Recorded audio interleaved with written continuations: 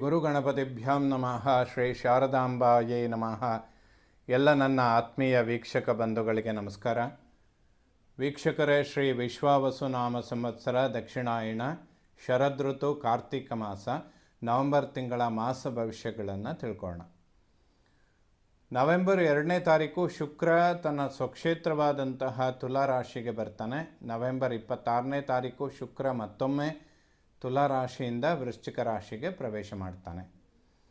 November 16ನೇ ತಾರೀಕು ಸೂರ್ಯ ತುಲಾ ರಾಶಿಯಿಂದ ವೃಶ್ಚಿಕ ರಾಶಿಗೆ ಬರ್ತಾನೆ. ನವೆಂಬರ್ 23ನೇ ತಾರೀಕು ಬುಧ ರಿಟ್ರೋಗೇಷನ್ ಅಂದರೆ ವಕ್ರನಾಗಿ ವೃಶ್ಚಿಕ ರಾಶಿಯಿಂದ ತುಲಾ ರಾಶಿಗೆ ಬರ್ತಾನೆ. ಈ ಎಲ್ಲ ಬದಲಾಗುವಂತಹ ಗ್ರಹಗಳಿಂದ ಮಕರ ರಾಶಿಯವರಿಗೆ ನವೆಂಬರ್ ತಿಂಗಳ ಮಾಸ ಭವಿಷ್ಯ ಹೇಗಿರುತ್ತೆ ಅಂತ ನೋಡೋಣ. ಮಕರ ರಾಶಿಯವರಿಗೆ ಅಕ್ಟೋಬರ್ 18ರಿಂದ ಡಿಸೆಂಬರ್ 5ರ ತನಕ ಗುರುಬಲ ಇರುತ್ತೆ. ಬಹಳ ವಿಶೇಷವಾದಂತಹ ಗುರುಬಲ, ತುಂಬ ಫ್ಲಕ್ಚುಯೇಷನ್ಗಳನ್ನು ಕೊಡುತ್ತೆ. ಯಾಕೆಂದರೆ ಗುರು ಉಚ್ಚಕ್ಷೇತ್ರದಲ್ಲಿರ್ತಾನೆ. ಎಲ್ಲ ತುಂಬ ದೊಡ್ಡ ಪ್ರಮಾಣದ ಇನ್ವೆಸ್ಟ್ಮೆಂಟ್ಗಳಿಗೆ ಬಂದು ನಿಂತ್ಕೊಳ್ಳುತ್ತೆ. ಇದು ವ್ಯಯಾಧಿಪತಿ ಗುರು ಸಪ್ತಮದಲ್ಲಿ ಉಚ್ಚನಾಗಿ ಜನ್ಮರಾಶಿಯನ್ನು ನೋಡಿದರೆ ಮನಸ್ಸಿನಲ್ಲಿ ತುಂಬ ಖರ್ಚಾಗುವ ವಿಚಾರಗಳೇ ಹೆಚ್ಚಾಗಿ ಬರ್ತಾ ಇರುತ್ತೆ. ಇದನ್ನು ಸ್ವಲ್ಪ ಅವಾಯ್ಡ್ ಮಾಡ್ಕೊಳ್ಳಿ, ಇಲ್ಲಾಂದರೆ ವಿಮರ್ಶೆ ಮಾಡಿ ಇನ್ವೆಸ್ಟ್ ಮಾಡಿ, ಇದು ಅತ್ಯಂತ ಅವಶ್ಯಕವಾಗಿರುತ್ತೆ. ಬಟ್ ಎಲ್ಲ ಗ್ರಹಗಳು ಕೂಡ ಮಕರ ರಾಶಿಯವರಿಗೆ ನವೆಂಬರ್ ಮತ್ತು ಡಿಸೆಂಬರ್ ತಿಂಗಳಲ್ಲಿ ಬಹಳ ಒಂದು ಒಳ್ಳೆ ಪೊಸಿಷನ್ನಲ್ಲಿರ್ತಾರೆ. ಗುರು ಒಂದು ಉತ್ತಮವಾದ ಗಜಕೇಸರಿ ಯೋಗದಲ್ಲಿರ್ತಾನೆ. ಶುಕ್ರ ಕರ್ಮ ಉದ್ಯೋಗ ಕ್ಷೇತ್ರದಲ್ಲಿ ಸ್ವಕ್ಷೇತ್ರದಲ್ಲಿರ್ತಾನೆ. ಕುಜ ಲಾಭಸ್ಥಾನದಲ್ಲಿ ಸ್ವಕ್ಷೇತ್ರದಲ್ಲಿದ್ದಾನೆ. ಕೇಂದ್ರ ಕೋಣಾಧಿಪತಿಗಳು ಸೇರುವಂಥದ್ದು ಅಂದರೆ ಭಾಗ್ಯಾಧಿಪತಿ ಬುಧ, ಸುಖಾಧಿಪತಿ ಕುಜ ಅವರಿಬ್ಬರು ಲಾಭದಲ್ಲಿ ಸೇರ್ತಾರೆ. ಎಲ್ಲದೂ ಕೂಡ ಒಂದು ಒಳ್ಳೆ ಕಾಂಬಿನೇಷನ್. ಪರಾಕ್ರಮದಲ್ಲಿ ಶನಿ ಇದ್ದಾನೆ. ಸೊ ಮಕರ ರಾಶಿಗೆ ಯಾವುದು ನೆಗೆಟಿವ್ ಹೇಳುವಂತಹ ಸ್ಥಿತಿಗಳಿಲ್ಲ. ಬಟ್ ಏನು ಅಂದರೆ ವಾಕ್ಸ್ಥಾನದಲ್ಲಿ ರಾಹು ಇದ್ದಾನೆ, ಅವನ ಮೇಲೆ ಕುಜನ ದೃಷ್ಟಿ ಅನ್ನುವಂಥದ್ದು ಬೀಳುತ್ತೆ. ಅಗ್ನಿತತ್ವ ಇರುವಂತಹ ಕುಜ ಸರ್ಪವನ್ನು ನೋಡಿದಾಗ ಏನಾಗುತ್ತೆ, ಅಲ್ಲಿ ಘರ್ಷಣೆಗಳು ಸ್ವಲ್ಪ ಜಾಸ್ತಿ ಆಗುತ್ತೆ ಅಂತ. ಅಂದರೆ ಎಲ್ಲ ಕೊಡ್ತಾನೆ. ವಾಗ್ವಾದಗಳು, ವಿಮರ್ಶೆ, ತರ್ಕ, ಅನವಶ್ಯಕ ನಿಷ್ಠುರಗಳನ್ನು ಸೃಷ್ಟಿ ಮಾಡುತ್ತೆ. ಮನಸ್ಸಲ್ಲಿ ಇರೋದಕ್ಕಿಂತ ಜಾಸ್ತಿ ಹೇಳುವಂತಹ ಸಂದರ್ಭಗಳು ಬರುತ್ತೆ. ಅದರಿಂದ ಕೌಟುಂಬಿಕ ಕಲಹಗಳು ಉಂಟಾಗುತ್ತೆ. ಸ್ವಲ್ಪ ಇದರಿಂದ ಧನಹಾನಿ ಕೂಡ ಆಗತ್ತೆ ಅಂತ ಹೇಳ್ಬೋದು. ರಾಹು ದ್ವಿತೀಯದಲ್ಲಿದ್ದು ಅವನ ಮೇಲೆ ಕುಜನ ದೃಷ್ಟಿ ಬೀಳುವಂಥದ್ದು ಸರ್ಪದೋಷಗಳು ಸ್ವಲ್ಪ ಕುಟುಂಬ ಸ್ಥಾನದ ಮೇಲೆ ಪ್ರಭಾವಗಳನ್ನು ಬೀರುತ್ತೆ ಅಂತ ನೇರವಾಗಿ ಹೇಳ್ಬೋದು. ಅದಕ್ಕೆ ಪರಿಹಾರ ಅಂತ ಹೇಳಿದರೆ ಮತ್ತೆ ನೀವು ಸುಬ್ರಹ್ಮಣ್ಯನ ಆರಾಧನೆ, ಸುಬ್ರಹ್ಮಣ್ಯನ ದರ್ಶನ ಮಾಡುವಂಥದ್ದು ತುಂಬ ಒಳ್ಳೆಯದು. ಏಕೆಂದರೆ ಇಂತಹ ಸರ್ಪದೋಷಗಳು ಉಂಟಾದಂತಹ ಸಮಯಗಳಲ್ಲಿ ಬಹಳ ಹತ್ತಿರದ ಸಂಬಂಧಗಳು ಕೂಡ ನಿಷ್ಠೂರಕ್ಕೆ ಕಾರಣ ಆಗಿಬಿಡುತ್ತೆ ಕುಟುಂಬದ ಒಳಗಡೆ ಅಂತ ಹೇಳ್ತಾರೆ. ಸೊ ಸಮಾಧಾನಗಳನ್ನು ಕಂಡುಕೊಳ್ಳೋದು ತುಂಬ ಅವಶ್ಯಕ. ವಾಗ್ವಾದಗಳನ್ನು ಮಾಡದೇ ಇರೋದು ಕುಟುಂಬದಲ್ಲಿ ತುಂಬ ಒಳ್ಳೆಯದು. ಏಕೆಂದರೆ ಎಲ್ಲ ಗ್ರಹಗಳು ತುಂಬ ಒಳ್ಳೆ ಪೊಸಿಷನ್ನಲ್ಲಿದ್ದಾರೆ. ಯಾವಾಗ ರಾಜಯೋಗಗಳು ಸೃಷ್ಟಿಯಾಗುತ್ತೋ ಅಲ್ಲಿ ಕಂಟಕಗಳು ಕೂಡ ಜಾಸ್ತಿ ಇರುತ್ತೆ. ನಮ್ಮ ವಾಗ್ವಾದ ಅಥವಾ ವಿಚಾರ, ವ್ಯಕ್ತಿತ್ವ, ಮಂಡನೆ ಇದೆಲ್ಲದೂ ಕೂಡ ಸ್ವಲ್ಪ ಹೈಪರ್ ಆ್ಯಕ್ಟಿವಲ್ಲೇ ಇರುತ್ತೆ. ಇದು ಕೆಲವು ಕೌಟುಂಬಿಕ ನಿಷ್ಠುರಗಳನ್ನು ಸೃಷ್ಟಿ ಮಾಡುತ್ತೆ. ಬಟ್ ಒಳ್ಳೆಯದ್ರ ಜೊತೆಗೆ ಸ್ವಲ್ಪ ಕೆಟ್ಟದ್ದು ಅಂತ ತಗೋಬೋದು. ತುಂಬ ಒಳ್ಳೆಯದಿದೆ ಮಕರ ರಾಶಿಯವರಿಗೆ. ಸಮಾಧಾನದಲ್ಲಿ ಹೋದರೆ ಇನ್ನೂ ಹೆಚ್ಚಿನ ಅನುಕೂಲಗಳನ್ನು ಖಂಡಿತವಾಗ್ಲೂ ಕಾಣ್ತೀರ. ಆರೋಗ್ಯದ ವಿಚಾರಗಳಲ್ಲಿ ಯಾವುದೇ ಹೆಚ್ಚಿನ ಸಮಸ್ಯೆಗಳು ಬರೋದಿಲ್ಲ. ಯಾವುದೇ ಸಮಸ್ಯೆಗಳು ತುಂಬ ಲಾಂಗ್ ಟರ್ಮಿಂದ ಇದ್ದರೂ ಕೂಡ ಈಗ ಪರಿಹಾರಗಳನ್ನು ಮಾಡಿಕೊಳ್ಬೋದು.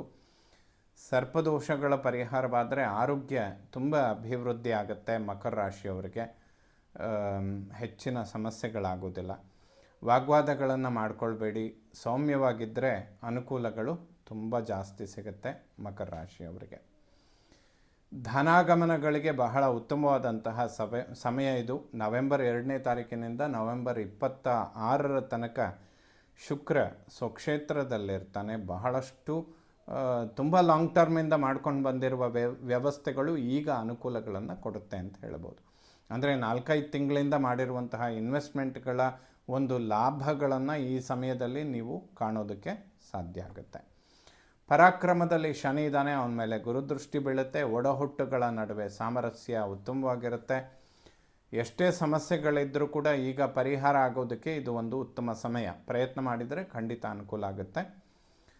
ಬ್ಯಾಂಕ್ ಲೋನ್ಗಳು ಮತ್ತು ಹಣಕಾಸಿನ ಅಭಿವೃದ್ಧಿಗಳು ಖಂಡಿತವಾಗಲೂ ನಿರೀಕ್ಷೆ ಮಾಡ್ಬೋದು. ಹುಸಿ ಆಗೋದಿಲ್ಲ. ನವೆಂಬರ್ 26ರ ತನಕ ಬಹಳ ಉತ್ತಮವಾದಂತಹ ಸಮಯ. ಫೈನಾನ್ಷಿಯಲಿ ತುಂಬ ಇಂಪ್ರೂವ್ಮೆಂಟ್ ಆಗುವಂತಹ ಸಮಯ. ಇನ್ವೆಸ್ಟ್ಮೆಂಟ್ಗಳ ಬಗ್ಗೆ ಎಚ್ಚರಿಕೆ ಇಟ್ಕೊಳ್ಬೇಕು. ವಿದ್ಯೆ, ಮಾತೃ, ವಾಹನ, ಸುಖ, ಪ್ರಾಪರ್ಟಿ ಅನ್ನುವಂತಹ ಸ್ಥಾನಾಧಿಪತಿ ಕುಜ ಏಕಾದಶದಲ್ಲಿದ್ದಾನೆ. ಮಕರ ರಾಶಿಯವರು ಯಾವುದೇ ಹೊಸ ಪ್ರಾಪರ್ಟಿ ಖರೀದಿ ಮಾಡುವಂಥದ್ದು, ಮಾರುವಂಥದ್ದು, ಮನೆ ಕಟ್ಟುವಂತಹ ವಿಚಾರಗಳು ಇದೆಲ್ಲದೂ ಕೂಡ ಅನುಕೂಲಕ್ಕೆ ಬರುತ್ತೆ. ಡಿಸೆಂಬರ್ 5ರ ತನಕ ಬಹಳ ಉತ್ತಮವಾದಂತಹ ಸಮಯ. ಈಗ ಯಾವುದೇ ಪ್ರಯತ್ನಗಳನ್ನು ಮಾಡಿದರೂ ಕೂಡ ಮುಂದೆ ಅದು ಸಕ್ಸಸ್ಸನ್ನು ಖಂಡಿತ ಕೊಡುತ್ತೆ. ಖಂಡಿತ ಮುಂದುವರಿಸ್ಬೋದು. ವಾಹನದ ಪರಿವರ್ತನೆಗಳು, ಹೊಸ ವಾಹನ ಖರೀದಿ ಮಾಡುವಂತಹ ವಿಚಾರಗಳು ಕೂಡ ಅನುಕೂಲಗಳನ್ನು ಮಾಡಿಕೊಡುತ್ತೆ. ವಿದ್ಯಾರ್ಜನೆ ಮಾಡುವಂತಹ ಮಕ್ಕಳಿಗೆ ಒಂದು ಅದ್ಭುತವಾದಂತಹ ಸಮಯ ಇದು. ಬಹಳಷ್ಟು ಏಳಿಗೆ, ಅಭಿವೃದ್ಧಿಗಳನ್ನು ಖಂಡಿತವಾಗಲೂ ಕೊಡುತ್ತೆ.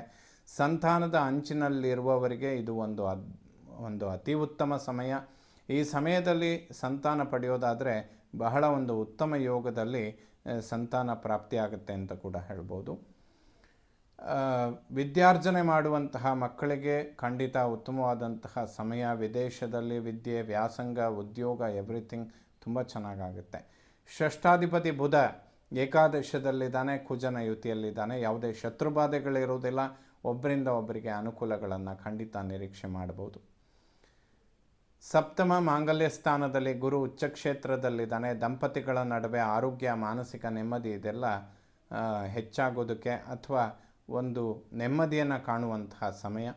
ವೈವಾಹಿಕ ಜೀವನದ ಎಕ್ಸ್ಪೆಕ್ಟೇಷನಲ್ಲಿರೋರು, ಅಂದರೆ ವಿವಾಹದ ಅಂಚಿನಲ್ಲಿರುವಂಥವರಿಗೆ ಮಂಗಳ ಕಾರ್ಯಗಳಿಗೆ ಇದು ಒಂದು ಉತ್ತಮವಾದಂತಹ ಸಮಯ.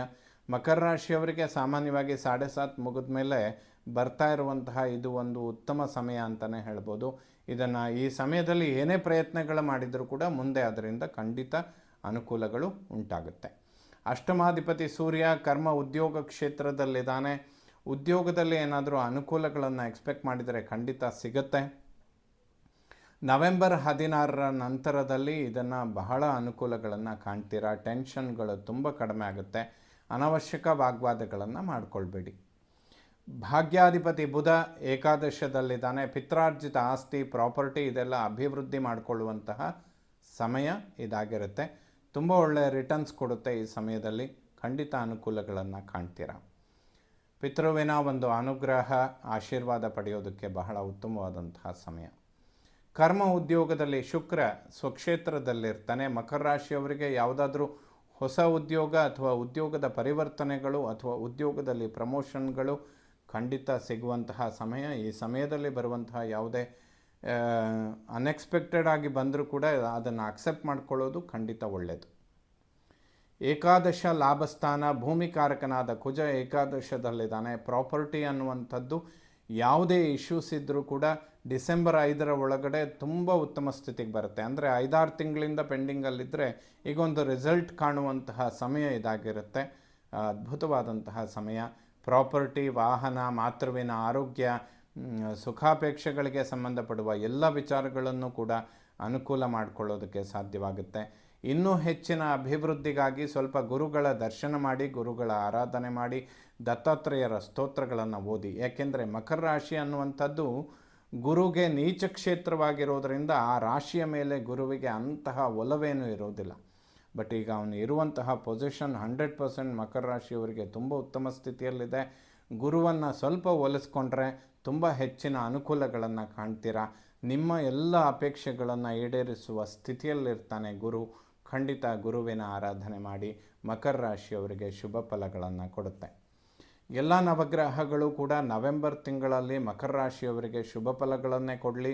ಶ್ರೀ ಶಾರದಾ ಪರಮೇಶ್ವರಿಯ ಸಂಪೂರ್ಣ ಅನುಗ್ರಹ ಎಲ್ಲ ನನ್ನ ವೀಕ್ಷಕ ಬಂಧುಗಳ ಮೇಲಿರಲಿ. ಶುಭವಾಗಲಿ ವೀಕ್ಷಕರ.